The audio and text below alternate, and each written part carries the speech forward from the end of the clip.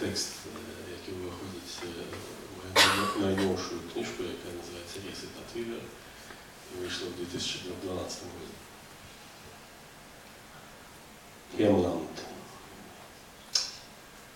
Detta land förlamar, lemlästar, lamslår.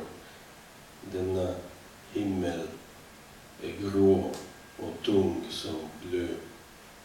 Blyertspenna ritar på snö, en pina, en plåga, ångest.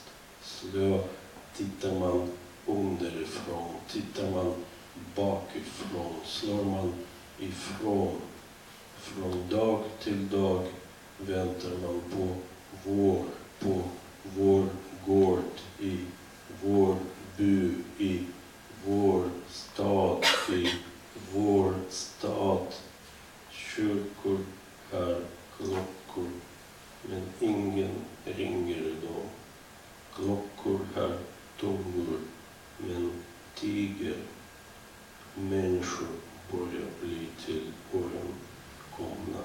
Det är en åkomma. Att åstadkomma något är nästan omöjligt. Det låter löjligt, men det är möjligtvis en enda chans att bibehålla ett slags balans. Gång på gång återvänder de till samma plats. Det är inte riktigt något balans.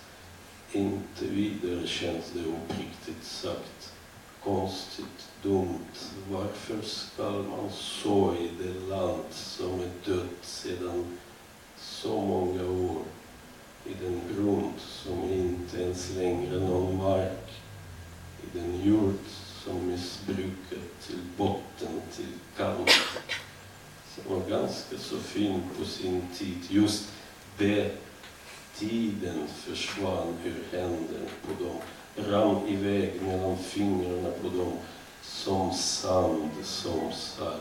Som sagt var det just tiden som lurade dem.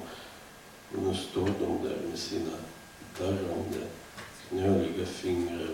Och vinden blåser bort det sista de har. Och vinden fladdrar med deras gråa hår och slår tårar ur deras bleka gamla ögon. Vad gör de där? Varför bor de där? Varför kommer de tillbaks till det frusna, tomma landet mitt ingenstans?